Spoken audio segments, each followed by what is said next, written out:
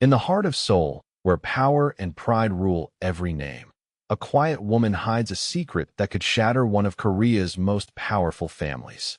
Amara came to this city with nothing but her 2 children and a past she swore to forget.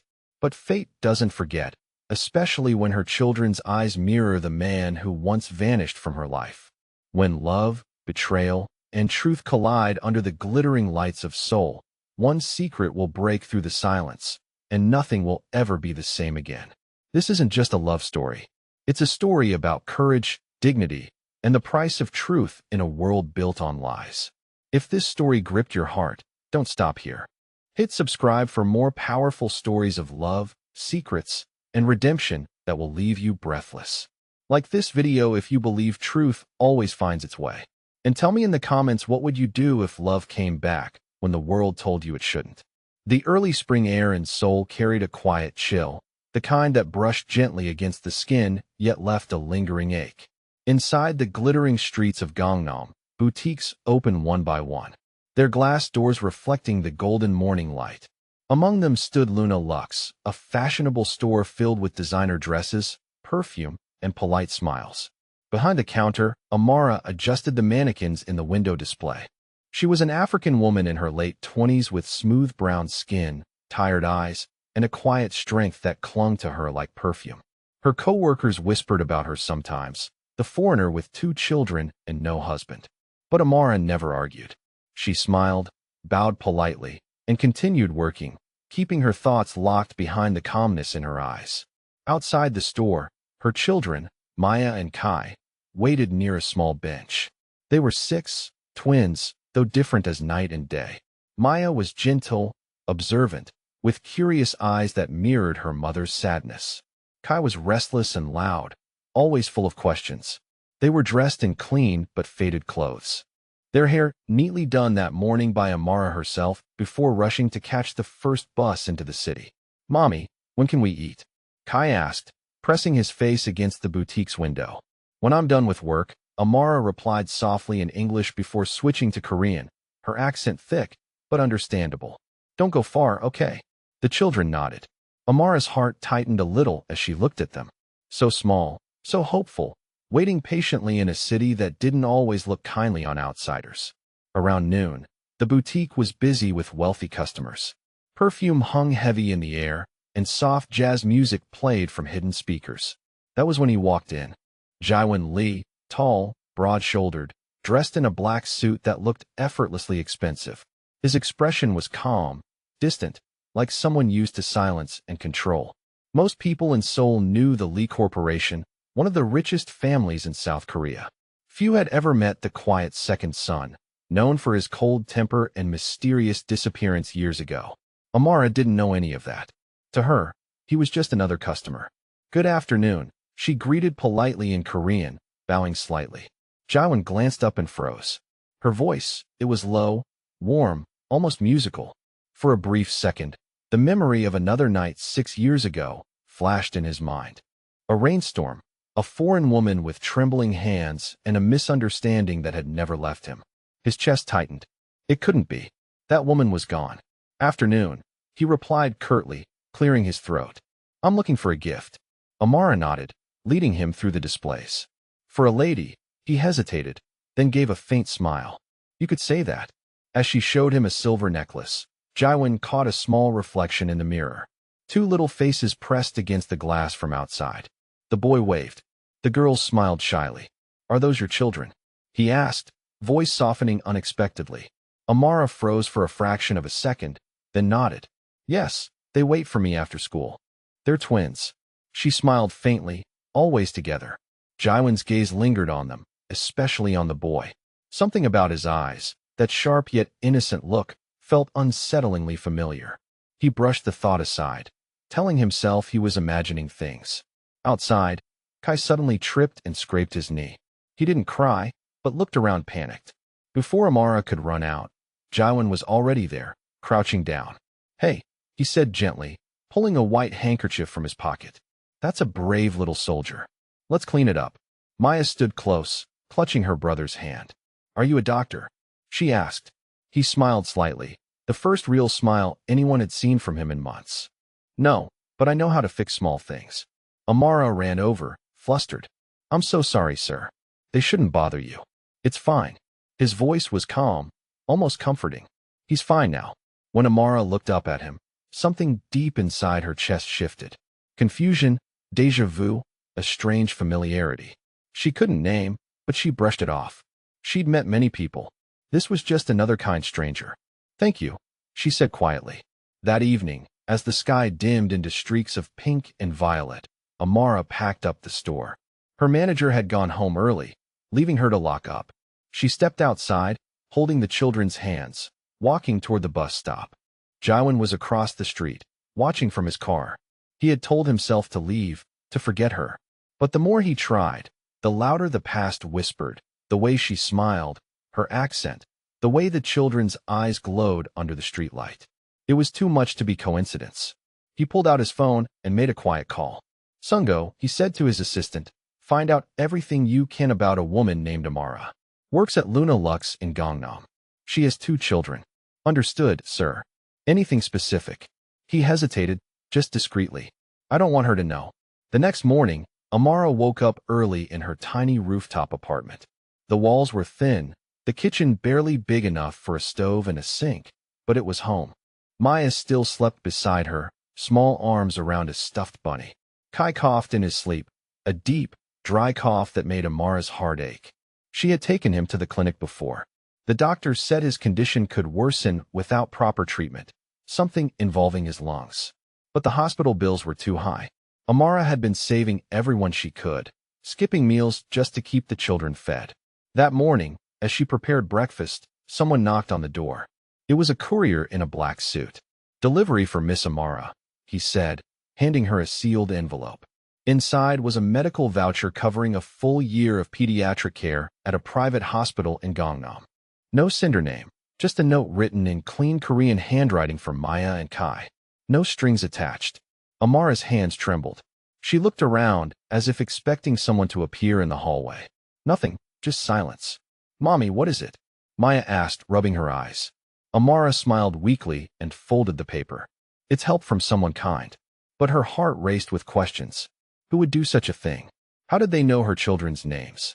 Far across the city, in a high-rise office overlooking the Han River, Jaiwan leaned back in his chair, the same handkerchief from yesterday folded neatly beside him.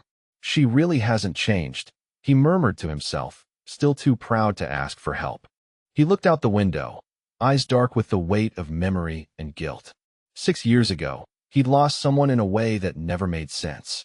And now, he couldn't shake the feeling that fate or something cruel similar had brought her back. But this time, he wasn't sure if it was redemption or punishment. And somewhere in Seoul, Amara sat holding the mysterious letter, unaware that the man who once changed her life was quietly watching over her again. The rain came suddenly that evening, a heavy-soled downpour that turned the sidewalks into mirrors of light. From a sleek black car, Jaiwan Lee sat watching the water trail down the windshield like slow-moving tears. He wasn't supposed to be there outside the small clinic near Itaewon, but something inside him refused to rest. It had been 3 weeks since that day in the boutique. 3 weeks since he'd met the African woman and her 2 children. Every time he closed his eyes, he saw their faces. Maya's curious smile, Kai's sharp eyes, the way Amara looked at him, weary yet strangely familiar, had stirred something long buried in his chest. He couldn't ignore the resemblance any longer. Sungo, he said into his phone, his tone low but steady. Did you get the samples? Yes, sir, his assistant replied. From the cup the boy used, and the tissue the girl held.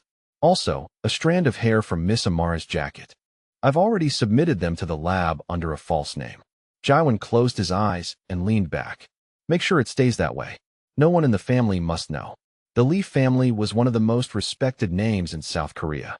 They owned real estate, hospitals, shipping companies, everything that shaped the country's economy. But behind their polished public image, the family was like a porcelain vase with hidden cracks. At the top was Chairman Lee, Jaiwan's grandfather, who was turning 70 soon. The old man valued tradition above all else.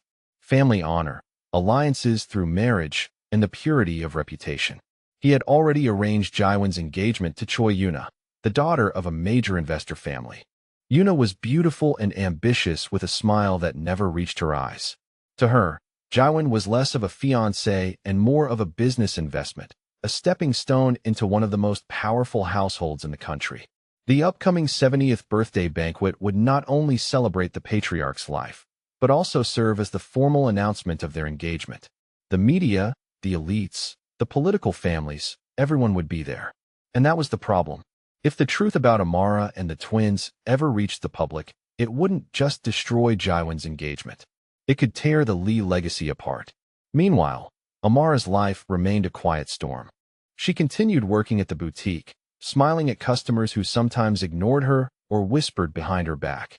"She's the foreign woman raising 2 kids alone," one customer murmured in Korean. "They say the father ran away," another said softly. "Or maybe he's dead." Amara pretended not to hear, but every word cut deep. She never told anyone the truth. That 6 years ago, she'd met a kind stranger in Busan, a man who had helped her when she was lost and alone.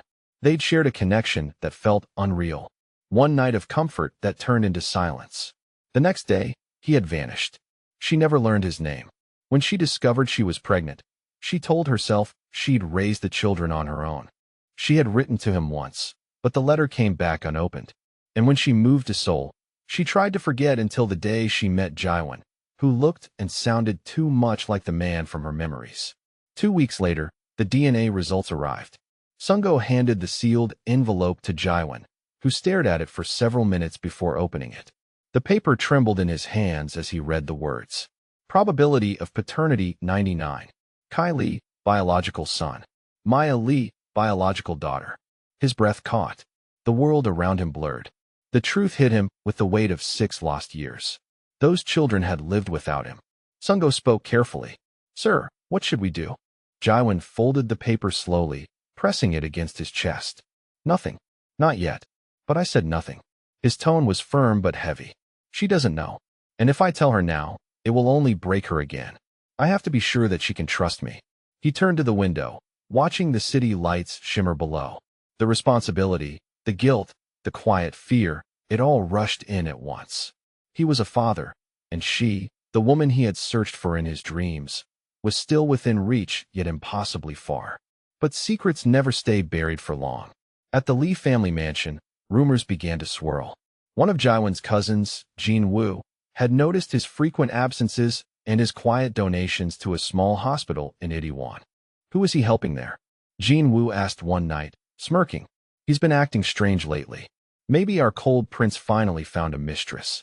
Yuna, overhearing this, smiled thinly. "Then I'll find out who she is." Within days, she had hired a private investigator. Photos were taken. Amara walking her children to school, Amara working late at the boutique, Amara receiving an anonymous envelope from a courier.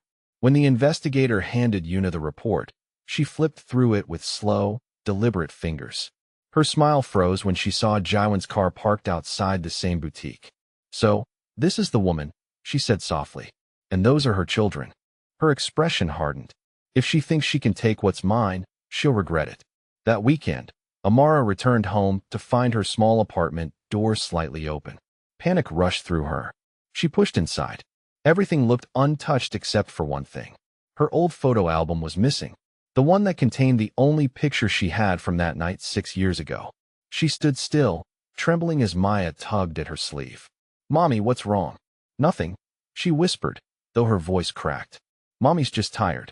Far away, Jaiwan sat in his private study, staring at the same photo. A grainy image of a young woman smiling beside a man whose face was half turned away. His hand clenched the picture tightly. He had found his past again, but it came with danger. If his family learned about the twins before he was ready, they would destroy Amara's life to protect their reputation. He called Sungo again. "By the building where she lives," he said quietly. "I want her and the children moved into a safer place, somewhere they won't be found." "Yes, sir." And Miss Yuna Jaiwan's jaw tightened. "She doesn't need to know anything. Cancel our public engagement until further notice. Tell my father I'm traveling on business. But that will cause a scandal before the banquet. Then let there be a scandal." He snapped softly. For the first time, Jaiwan wasn't acting as the obedient son or the cold heir. He was acting as a man trying to fix what fate had broken. Later that night, Amara received another letter, a notice that her apartment building was undergoing renovation, and she was being moved temporarily to a new home. It was small but clean, located in a quiet district near the Han River. The rent was mysteriously affordable. As she unpacked boxes, she noticed a new children's drawing pinned to the door. Kai had drawn 3 stick figures holding hands. Mommy, Maya, and a tall figure labeled Nice Man. Amara smiled faintly but felt uneasy. Who was watching over them? And why did she feel that the stranger she barely knew was somehow tied to the most painful chapter of her life? Across the city, Jaiwin stood by the window of his apartment, staring at the same river she could see from hers. 6 years, he whispered, I won't lose you again. But deep down, he knew when secrets begin to surface in the Lee family, someone always pays the price. Saturday mornings in Seoul were always alive with motion. The hum of luxury cars, the chatter of tourists, and the gleam of bright store windows filled with things most people could never afford. Amara had never liked the luxury mall near Gangnam, but her boutique's owner insisted she make a delivery there that day. It was supposed to be a quick errand. She held Maya's hand as Kai skipped beside her, both of them giggling as they admired a tall Christmas display, even though it was still weeks before the holidays. The air smelled faintly of roasted coffee and designer perfume. Amara's worn shoes squeaked against the marble floor as she entered the grand atrium, clutching a box of custom-made scarves. She reminded herself to stay calm, to finish the job and go home. But fate had other plans. At the center of the mall, near a designer store, stood Yuna, Jaiwin's fiancée. She was surrounded by friends, all elegantly dressed, their laughter like polished glass. When her sharp eyes spotted Amara, something dark flickered behind her perfect smile. Well, if it isn't the boutique girl, Yuna said loud enough for the crowd nearby to hear. I almost didn't recognize you without your mop and dust rag. Amara froze. The mocking tone was unmistakable. Shoppers slowed down, drawn by curiosity. Yuna stepped closer, her high heels clicking sharply. You work at that tiny store in Itaewon, don't you? I've heard about you. Her lips curved. They say you're raising 2 children alone. How brave. But tell me, who's their father? Or do you even know? The laughter that followed was like knives. Amara felt her face burn, but she straightened her shoulders. Please, ma'am. I don't wish to cause trouble. I'm only here for a delivery. Oh, come now, Yuna said sweetly. Don't be shy. Let's all help her. Maybe she can model one of those scarves she's carrying for free publicity, of course. Before Amara could respond, one of Yuna's friends snatched a scarf from the box and draped it roughly around her neck. Smile for us, the woman sneered. Let's see how the poor look in luxury. Amara's hands trembled around her. Phones began to rise. People recorded. Some laughed. Others whispered uncomfortably. Behind a pillar, Maya clutched Kai's sleeve and whispered, we should record, too. Kai nodded, holding up her mother's phone with trembling hands. Mommy. Maya's small voice broke. Don't cry. Amara didn't. Though her heart pounded painfully, she refused to give them tears. She pulled off the scarf and held it out. Here, take it back. I don't need your kindness. For a second, the air went still. Then, Yuna smiled wider, her tone dripping poison. Oh, you're proud now. How interesting. Maybe I should tell my fiancé about you. He seems to like rescuing stray women. That was when a deep, calm voice echoed across the mall. Enough. Every head turned. Jaiwin stood at the entrance, tall and cold as stone, his suit immaculate, his presence commanding. He walked slowly toward the group, his gaze locked on Yuna. Jaiwin, she began, startled. He raised a hand, cutting her off. His tone was low but sharp. You've embarrassed a woman and her children in public. Do you understand what that means? Yuna blinked, confused. You're defending her. This foreign shop girl. He didn't answer. Instead, he turned to the mall security team that had gathered. Get the CCTV footage. Every second of it. Then contact the management of this store. Within minutes, a manager arrived, bowing nervously. Jaiwin's voice was smooth, but icy. You will compensate this woman for public harassment and damage to reputation. If not, I'll ensure every Lee-owned property withdraws its contracts from this mall. Do I make myself clear? The manager's face paled. Why, yes, Mr. The name spread like wildfire through the crowd. Whispered voices rippled through the onlookers. That's Jaiwin Lee from the Lee Corporation. Is she connected to him? Maybe that's why she looked familiar. Yuna's composure cracked. What are you doing? You're humiliating me in public. No, he said quietly. You did that to yourself. He turned to Amara, his eyes softening for the briefest moment. Are you all right? She hesitated, confused and overwhelmed. I don't understand what's happening. He offered a short bow, respectful, formal, but filled with silent apology. Then, before she could reply, he turned and left. That night, videos of the confrontation spread online. Hashtags appeared on social media. Mall incident Lee family drama stand with Amara. The public opinion shifted quickly. People called out the cruelty of Yuna's behavior, praising Amara's quiet dignity. Comment sections filled with sympathy. She didn't even raise her voice. Those kids must be so proud of their mom. Who is she? Deserves better. The Lee family's PR team scrambled to control the damage, but the footage had already gone viral. Within the mansion walls, reactions were divided. Chairman Lee was furious. That woman is tarnishing our name, he roared, slamming his cane against the floor. You will end this nonsense, Jaiwon. But Uncle Lee Hyunwoo, Jaiwon's late father's younger brother, spoke quietly. Perhaps you should see the footage before judging father. The girl showed grace under cruelty. I think she reminds me of someone we once respected. His words earned a glare, but a seed of doubt had been planted.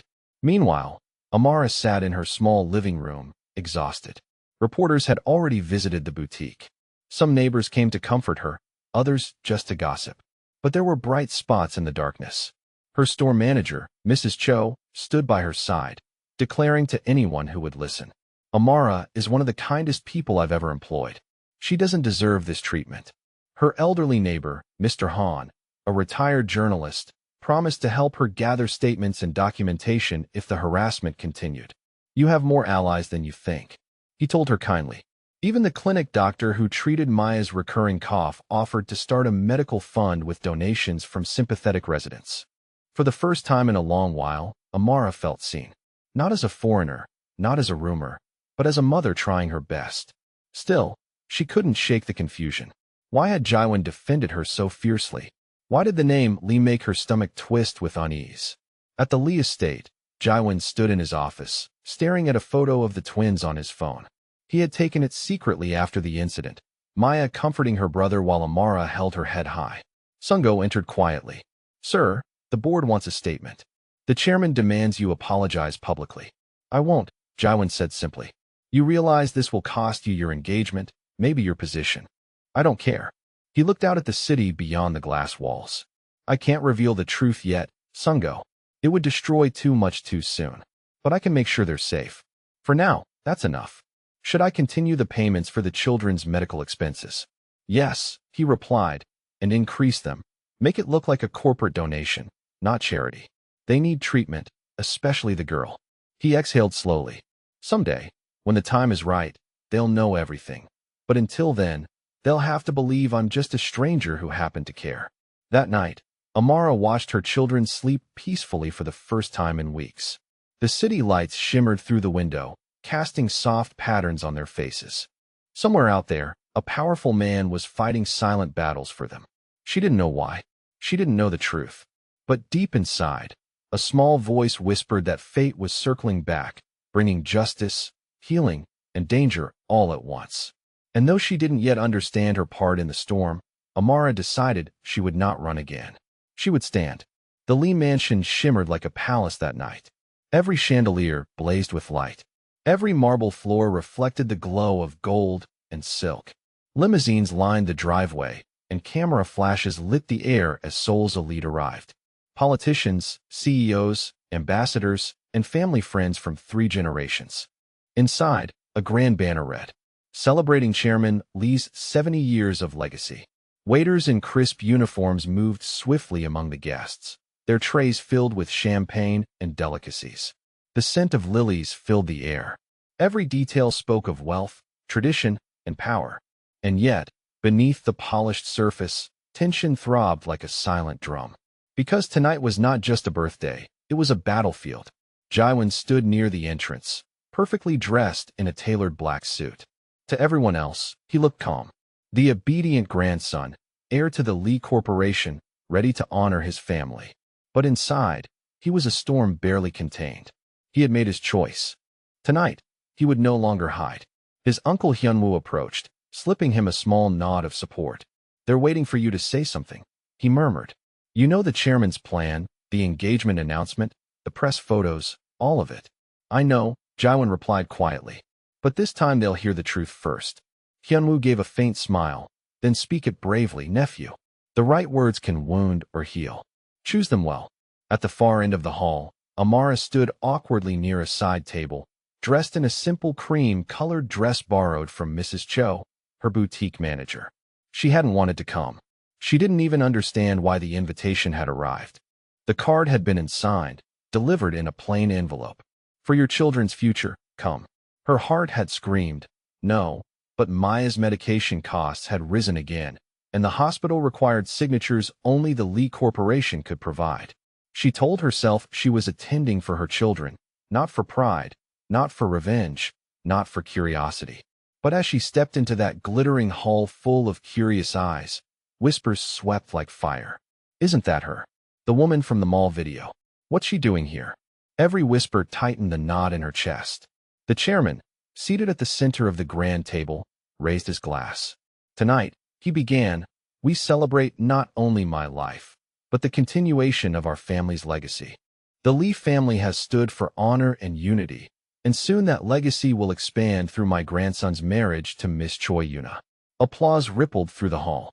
Yuna, radiant in red, smiled gracefully, though her eyes burned with quiet fury. Jaewon stepped forward. "Grandfather," he said, voice steady but firm.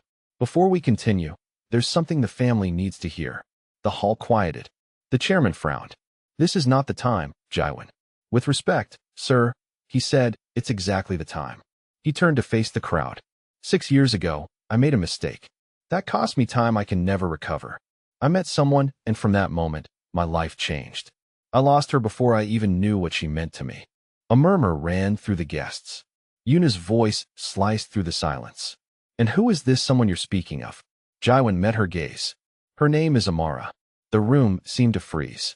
Dozens of eyes swung toward Amara, who stood rooted in shock. Yuna laughed coldly. "So it's true. Then the gossip, the rumors. That woman with the children." Jaewon cut in his voice sharp. "Yes, the children are mine." A gasp spread through the hall like thunder. Someone dropped a glass. Even the chairman's cane trembled slightly in his hand. "What did you just say?" Jaewon lifted an envelope from his pocket. The DNA report. He placed it on the table before his grandfather. "These are the test results. Maya and Kai are my biological children. I've kept this quiet because I wanted to protect them and her from public cruelty." The old man stared at the papers, his face unreadable. "I didn't plan this," Jaewon continued, "but I can't live pretending anymore. I will take responsibility for them. All 3 of them." Yuna's face twisted with disbelief. "You're throwing away everything. Your family's respect, our engagement, your future. For her, for a woman who humiliated this family online." Humiliation. Jaewon's voice hardened. "You humiliated yourself when you mocked an innocent woman in public. You just didn't expect the truth to fight back." The murmurs grew louder. Reporters were already typing, lenses flashing subtly behind napkins. The chairman slammed his cane on the floor. "Enough," he barked. "This is not a circus. You disgrace this house, Jaewon. You bring shame to your blood." But then another voice spoke low, firm, unexpected. It was Uncle Hyunwoo. "No, father. What shames this house is cruelty and silence. The boy did what none of us had the courage to do. He spoke truth. Maybe it's time this family learns that honor isn't just about image." Silence followed. The old man's hands shook slightly as he sank back in his chair. Around the hall, guests avoided eye contact, unsure whether to stay or leave. And then, softly but clearly, Amara stepped forward. Her heart pounded in her chest, but she knew she couldn't stay quiet now. "I didn't come here to ruin anyone," she began. "I came because my daughter needs help. I couldn't afford on my own. I didn't ask for pity or for anyone's approval." She glanced at Jaewon, eyes glistening. "I never told you about the children because I thought you had moved on. I wanted to protect them from the world that broke me once. But they deserve the truth. They deserve a father. Even if that father belongs to a world I don't understand." Her voice trembled but never wavered. "I'm not asking for acceptance. I'm asking for respect for them, for me." The hall fell silent. Even Yuna, speechless for once, turned away in humiliation. The chairman finally exhaled deeply. "You speak boldly, young woman," he said, perhaps too boldly, "but I cannot deny what's in front of me." He turned to Jaiwan. "If you want to take responsibility, do so. But don't expect this family to make it easy. The world will talk. You will lose friends, business partners, and more." "I've already lost enough," Jaiwan replied softly. The chairman nodded once. Not approval, but surrender. "Then it's your path to walk." As the banquet dissolved into uneasy chatter, some relatives approached Amara quietly, offering brief, awkward encouragement. Others turned their backs. The air was thick with judgment and reluctant respect. Hyunwoo slipped a folder into Amara's hands. "Medical sponsorship papers," he said gently. "For Maya. Consider it an apology on behalf of the family." Amara's eyes widened. "I don't know how to thank you. Just keep living with that strength," he said. "It's what shook this house tonight." Outside, the night air was cool and heavy. Amara stood by the mansion gates, staring at the city lights below. Jaiwan joined her quietly. Neither spoke for a moment. The sound of cicadas filled the silence. Finally, she said, "You risked everything for us." He smiled faintly. "You're not us. You're mine, and I won't hide that anymore." Amara looked away, uncertain tears in her eyes. "I don't know if I can live in your world, Jaiwan. People will never stop judging." "Then let them," he said softly. "Let them talk until they get tired. I'll still be here." He reached for her hand. She hesitated, then let him hold it. Above them, fireworks burst over the Lee estate, celebrating the old man's birthday. But to Amara, it felt like the sky itself was breaking open, not with endings, but with the uncertain light of a beginning. And in that fragile, trembling moment, between power and love, between fear and courage, Amara chose to stand, not as a secret, not as a shadow, but as a woman reclaiming her place beneath the soul night. Morning sunlight poured gently through the window of a modest, yet beautiful apartment overlooking the Han River. The place wasn't grand, not like the Lee mansion on the hill, but it was warm, the kind of home that breathed laughter and quiet hope. Amara stood by the balcony, holding a steaming cup of tea. The scent of ginger and honey filled the air as a cool soul breeze swept through the curtains. Behind her, Maya's small voice echoed down the hallway. "Kai stole my brush again." "I didn't. I just borrowed it," the boy protested, laughing as he ran past. Amara turned, smiling softly as she watched her children chase each other around the living room, free, playful, happy. That laughter was the music of her mornings. Now, after years of fear, hiding, and whispered shame, her world was finally at peace. Even if the peace was still fragile. She took a slow sip of her tea, letting her eyes wander over the framed photo on the table, the one taken just 2 weeks ago. In it, she stood beside Jaiwan, Maya, and Kai in front of a hospital building. The photo wasn't staged. It was raw, filled with unpolished joy. Maya grinning with her hospital bracelet still on. Jaiwan's arm wrapped gently around Amara's shoulder, the sunlight catching the hope in their faces. That picture told their story better than words ever could. Maya's treatment had gone well. With the Lee family's sponsorship and Uncle Hyunwoo's persistence, she'd been admitted to one of Seoul's top pediatric clinics. Amara had cried quietly when the doctor told her the worst was over. For the first time in years, she allowed herself to dream beyond the next hospital bill. And Jaiwan, he had changed, too. Once the cold, restrained air of the Lee Corporation, he had become someone else entirely, warmer, humbler, more human. He still worked long hours, still carried the heavy burden of family duty. But now he made time to visit every evening, no matter how late. Sometimes he'd arrive with tired eyes and loosened tie, sitting cross-legged on the floor while Kai climbed onto his lap. Other nights he'd fall asleep on the couch while Maya draped her blanket over him, whispering, "Daddy, rest." It wasn't a fairy tale. It was something better real. The Lee family had been shaken, but not destroyed. Chairman Lee, though still stern, had softened in quiet ways. He never apologized directly. Pride wouldn't let him, but he had begun sending thoughtful gestures. A children's piano, school tuition receipts, even a small family car registered in Amara's name. And Yuna, the woman once engaged to Jaiwan, had vanished from public life after the banquet. Rumors said she'd left the country for graduate studies in Europe. Jaiwan never spoke of her again, and Amara never asked. Some stories were best left closed. Still, not everyone accepted their union. At Lee family gatherings, whispers still floated about the African woman, about the scandal, about tradition lost to emotion. But over time, even the whispers began to fade. Respect, after all, grows quietly, just as love does. One late afternoon, as Seoul sky began to blush pink, Amara found herself walking through the park near the river with Jaiwan. Maya and Kai ran ahead chasing pigeons, their laughter echoing between the trees. "Your grandfather called," Jaiwan said, glancing at her. "He wants to see us next weekend. All of us." Amara stepped. "The four of us," he said with a smile. "He wants to meet the kids properly this time. No reporters. No audience." She exhaled slowly, unsure whether to feel relief or fear. "And you think that's a good idea?" Jaiwan's voice softened. "He's trying, Amara. It may not look like it, but he's trying. He's old, proud, and stuck in his ways. But that night changed him. You changed him." Amara looked out at the water. "I don't want him to accept me out of guilt or pity. I want him to see that I'm not his family's shame." Jaiwan reached for her hand. "He will, one day at a time, just like you taught me." For a moment, she said nothing. Just watched their children running, the sunlight spilling like gold over the water. "Do you ever regret it?" she asked quietly, standing up that night. "Choosing us?" Jaiwan chuckled softly. "Regret." He shook his head. "That night was the first time I felt alive. The first time I wasn't living for someone else's approval. You didn't just give me a family, Amara. You gave me back myself." Her heart swelled, words failing her. As dusk deepened, the family sat together by the riverbank, watching the city lights blink to life.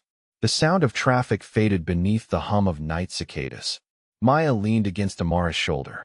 "Mommy, when I grow up, I want to be strong like you." Amara smiled, brushing her daughter's hair gently. "Then start by being kind, sweetheart. Strength begins there."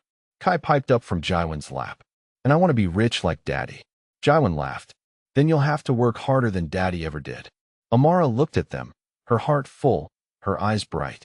After years of struggle, of judgment and loneliness, this moment felt like a quiet victory.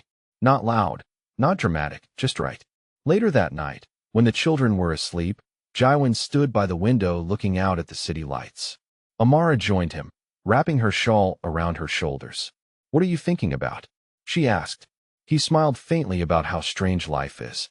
6 years ago, I thought I'd lost everything worth fighting for. Now I realize I was just being guided here to you." She rested her head against his shoulder. "And where do we go from here?" "Forward," he said. "Always forward. Slowly but together." She looked up at him. "You know they'll keep watching us. The media, the family, the world. Let them watch," he whispered, placing a kiss on her forehead. "Let them see what love looks like when it refuses to break." Outside, the moon rose over Seoul, pale and steady, casting its light over the river and the city beyond. Inside the apartment, 2 children dreamed peacefully while their parents stood by the window. 2 worlds that should never have met, yet did. It wasn't a perfect ending. There were still battles to fight, wounds to heal, and walls to break. But for the first time in a long time, the future didn't scare Amara. Because in this foreign city, among cold towers and curious stares, she had built something unshakable, a home born from truth, forgiveness, and quiet strength. And as the first morning of their new life began to rise beyond the horizon, Amara whispered softly to herself, "In this city of strangers, we found our family." And Jaiwan, hearing her words, smiled. For in the vast, glittering heart of Seoul, love had found a way to begin again.